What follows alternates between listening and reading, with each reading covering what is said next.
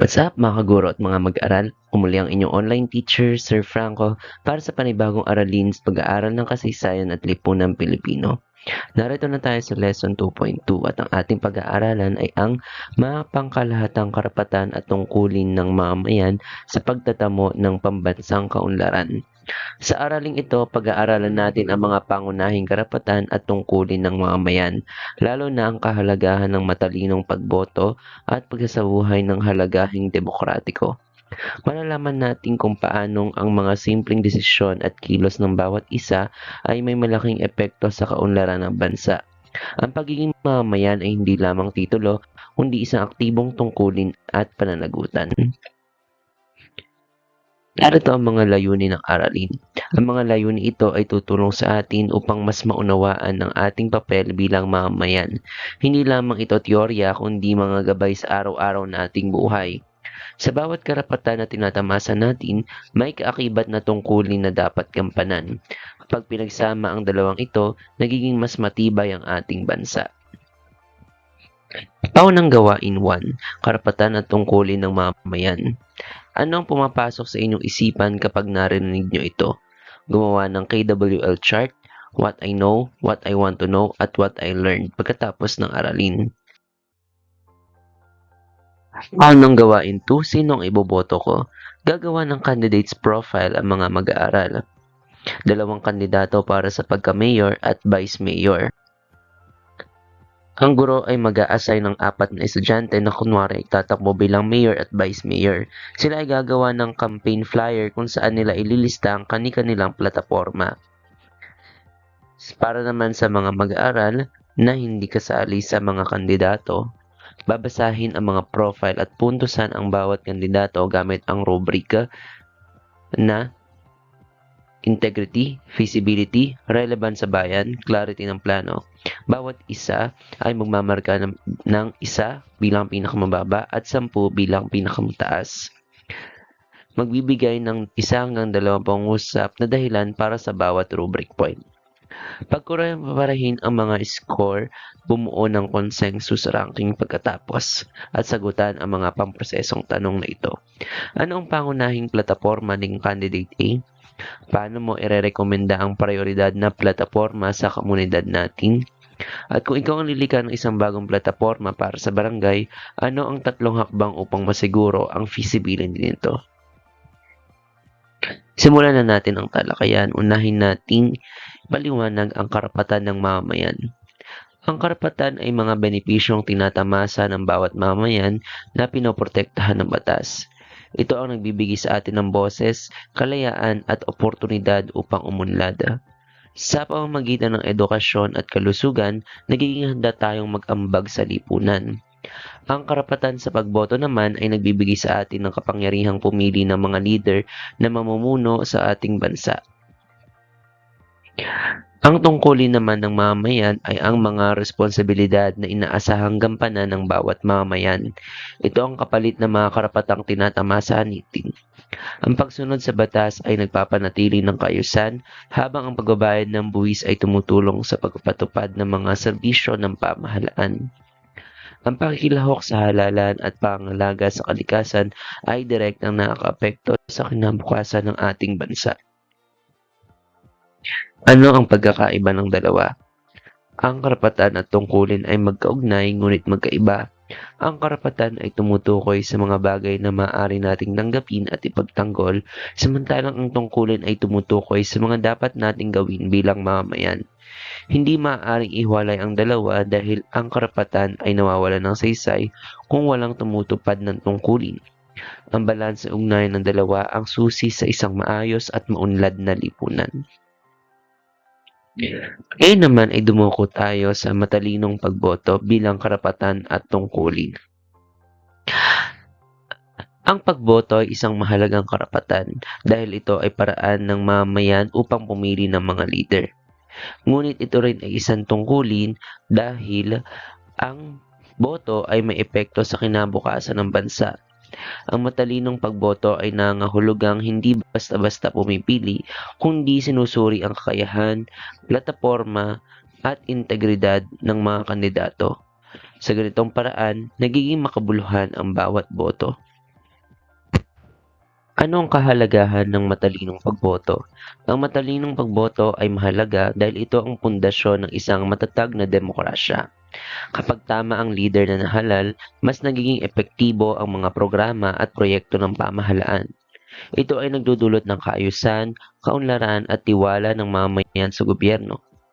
Sa kabaligtaran, ang maling pagpili ay maaaring magdulot ng katiwalian at kahirapan. Ano naman ang halagahing demokratiko?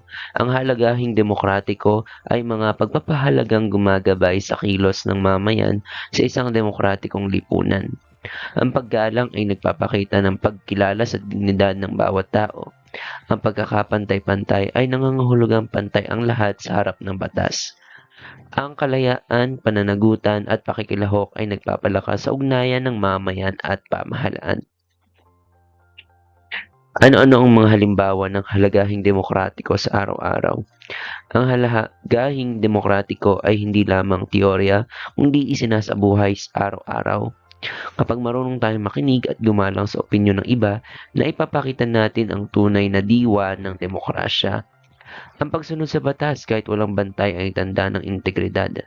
Ang pakikilahok sa halalan at mga proyekto sa komunidad ay konkretong halimbawa ng pagiging responsableng mamayan. Ano ugnayan ng dalawa? Ang matalinong pagboto at halagahing demokratiko ay magkaugnay. Ang pagboto ay nagiging makabuluhan lamang kapag ito ay isinasagawa ng may paggalang, pananagutan at malasakit sa kapwa. Pag pinagsama ang dalawa, mas nagiging matibay ang demokrasya at mas nagiging maayos ang pamamahala. Sa huli, ito ay nagdudulot ng pambansang kaunlaran. Ipakita natin ang ating talakayan sa pamamagitan ng mga sitwasyon.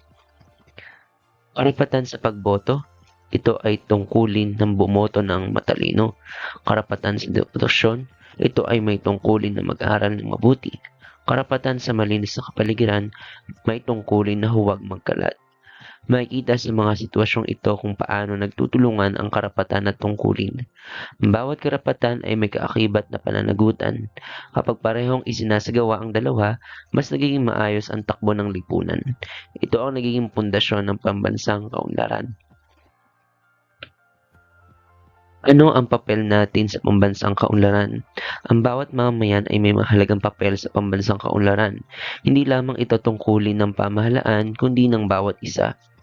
Sa pamamagitan ng matalinong pagboto, pagsabuhay ng halagahing demokratiko, at aktibong pakikilahok sa komunidad, nagiging katuwang ang mamayan sa pag-unlad ng bansa.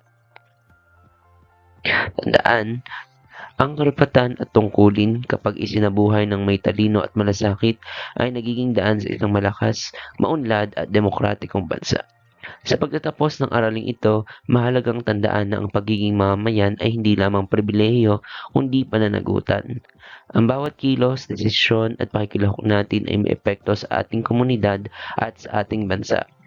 Sa sama-samang pagsabuhay ng karapatan at tungkulin, nagiging posible ang tunay na pambansang kaunlaran. Dumako na tayo sa mga gawain at pagtataya. Gawain 1, demokratikong pananaw sa kaunlaran. Basahin muna natin ang sitwasyon na ito. Sa isang barangay, laging nananalo ang kandidatong nagbibigay ng pera, ngunit walang nagagawang proyekto. Sa kabilang banda, may isang leader na may plano ngunit hindi nananalo dahil hindi namimigay ng pera. Hahatiin ang klase sa dalawang grupo. Grupo A, magpapaliwanag kung bakit nagiging hadlang sa kaunlaran ang maling pagboto. At grupo B naman, magbibigay sila ng solusyon kung paano maisusulong ang halagahing demokratiko para magkaroon ng matalinong pagboto. Ang bawat grupo ay mag-uulat sa klase at sasagutin ang mga sumusunod na pamprosesong tanong. 1. Ano ang problema sa barangay na binanggit? 2. Ano ang epekto ng maling pagboto sa kaunlaran? 3. Sa iyong palagay, ano ang magagawa ng mga mamamayan upang maisulong ang halagahing demokratiko at matalinong pagboto? 4. Paano nakakatulong ang tamang pagboto sa pambansang kaunlaran? Gawain 2, demokrasya sa ating barangay. Ilista ang tatlong halimbawa kung paano isinasabuhay ng mga tao ang karapatan at tungkulin sa inyong barangay. Pagkatapos maglista, sagutin ang mga sumusunod na pangrefleksyong tanong. 1. Ano ang napansin mong karapatan na tungkulin na isinasabuhay ng mga tao sa inyong barangay? 2. Paano nakakatulong ang simpleng pagtupad sa tungkulin, halimbawa, paglilinis, magbabayad ng buwis sa ikauunlad ng inyong lugar? 3. Paano ko maipapakita bilang kabataan na ako ay may karapatan at tungkulin tungo sa kaunlaran ng aking barangay o komunidad? 4. Bakit mahalagang matutuhan ng kabataan ang matalinong pagboto kahit hindi pa sila botante? 5. Kung ikaw ang magiging botante sa hinaharap, ano ang magiging pangmantayan mo sa pagboto?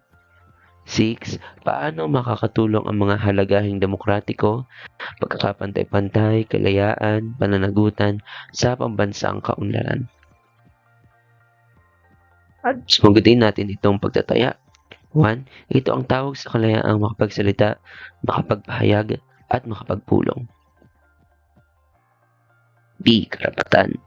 2. Alin sa mga sumusunod ang halimbawa ng tungkulin ng mamamayan? B. Lahat ng nabanggit.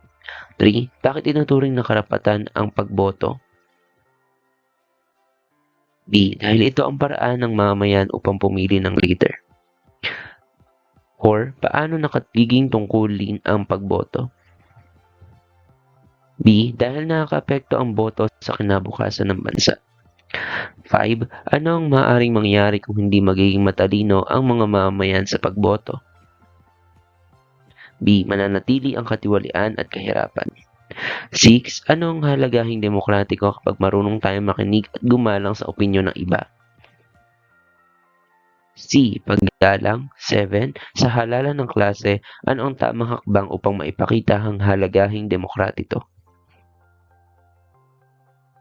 D. Bumuo batay sa kakayahan at programa. 8. Ano ang ipinapakita ng isang mamamayan na aktibong nakikilahok sa mga proyektong pangkomunidad? A. Pagsasabuhay ng halagahing demokratiko. 9. Paano nakakatulong ang matalinong pagboto sa pambansang kaunlaran? B. Nagpapatatag ng mabuting pamamahala at maayos na programa. 10. Ano ang tawag sa karapatan ng bawat Pilipino na ipahayag ang kanyang saloobin at opinyon? B. Karapatang sibil. 11. Alin ang sitwasyong nagpapakita ng paglabag sa karapatan ng mamamayan? C. Pagbabawal sa mamamayan na bumoto dahil sa kanyang relihiyon. 12. Ang matalinong pagboto ay isang B. Karapatan na tungkulin ng mamamayan na may edad na 18 pataas. 13. Bakit mahalaga ang matalinong pagboto? B. Dahil ito ay nakakapekto sa kinabukasan ng ating bansa. 14. Alin ang halimbawa ng pagsabuhay ng halagahing demokratiko? B. Pagrespeto sa opinyon ng iba kahit hindi sang-ayon. 15. Alin ang hindi tungkulin ng isang mabuting mamamayan? C. Pag-iwas sa pakikilahok sa halalan. 16. Bakit mahalaga ang pagiging mapanuri sa pagpili ng kandidato? C. Upang makapili ng leader na nakatutugon sa pangailangan ng mamamayan. 17. Kung hindi susundin ang mga mamamayan ang kanilang tungkulin, anong maaaring epekto nito sa pambansang kaunlaran? C. Magiging mabagal o mahirap ang kaunlaran. 18. Paano nakakatulong ang matalinong pagboto sa pambansang kaunlaran? B. Nakapaglalagay ito sa pwesto ng mga leader na may malasakit at kakayahan. 19. Kung ikaw ay nakatira sa isang barangay na may halalan, ano ang pinakamainam mong gawin upang maisabuhay ang halagahing demokratiko? B. Makihalahok sa halalan at pumili ng kandidatong may maayos na 20. Anong magiging resulta kung lahat ng mamamayan ay nagsasabuhay ng halagahing demokratiko? B. Magiging malakas at maunlad ang bansa. Para naman sa reflection activity, ang aking boto, ang aking boses. Sagutin ang mga sumusunod na tanong at gagawa ng alin sa dalawa, written reflection o short video reflection. Para sa mga key takeaways natin dito sa ating lesson, ang karapatan ay benepisyo, ang tungkulin ay pananagutan. Ang pagboto ay parehong karapatan at tungkulin.